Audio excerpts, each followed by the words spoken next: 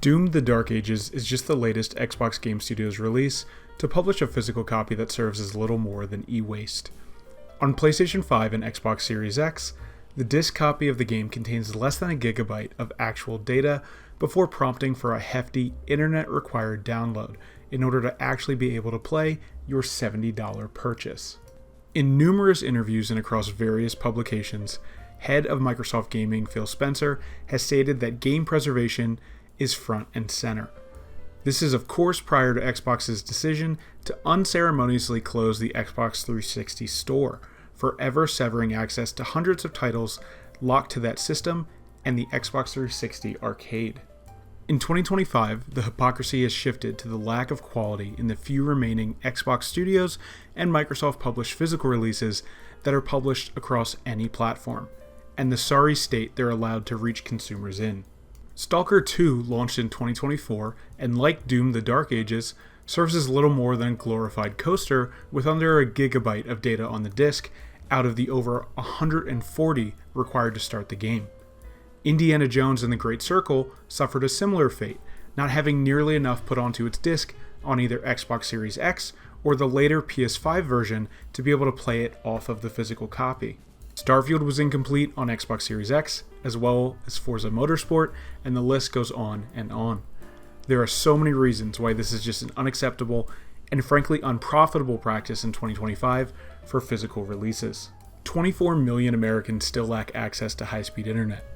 I personally live in a rural area where many without high-speed internet simply won't play single-player games if they have to wait a day plus to download a game. At last count, 82% of lifetime PS5 sales were for editions equipped with a disk drive. Consumers may favor the convenience of digital, but they will always want the option of a physical copy. And let's get something clear here. Microsoft isn't an independent company putting out their first title. This is the largest company in games by dollars in the world, unable to rectify the words coming out of one of their representatives' mouths with the half-assed product that they're choosing to produce. If Microsoft truly wanted or cared to have complete on-disc versions of their games, they would. Even releases necessitating multiple discs have been accomplished across platforms by a variety of publishers and developers in size.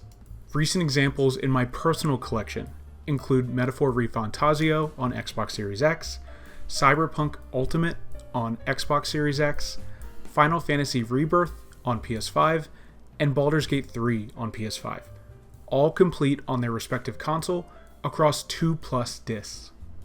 Only one of those titles was a special release, and none of them broke the $80 mark, that price point that Microsoft is now promising to raise the price of its games to by the end of the year.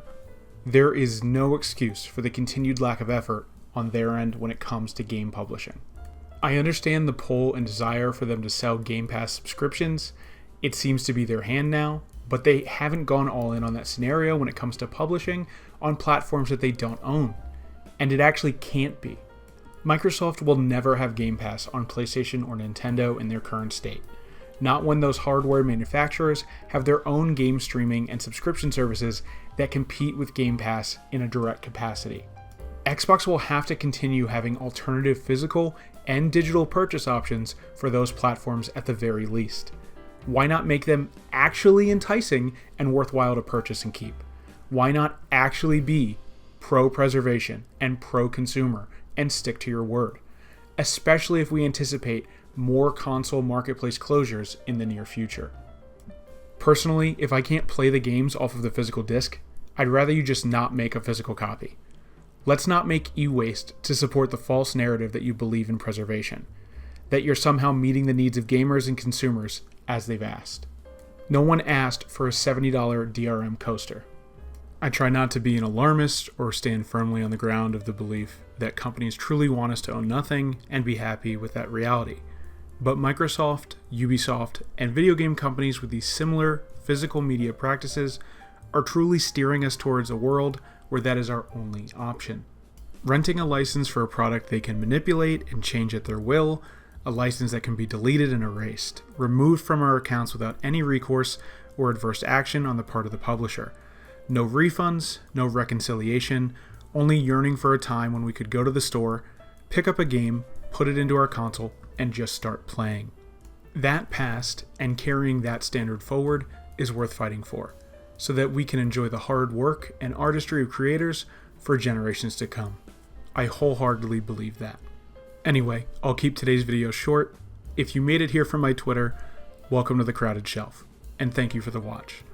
I'd truly appreciate a like and a subscribe, as I'm just getting started here. Thank you so much, and have a great one.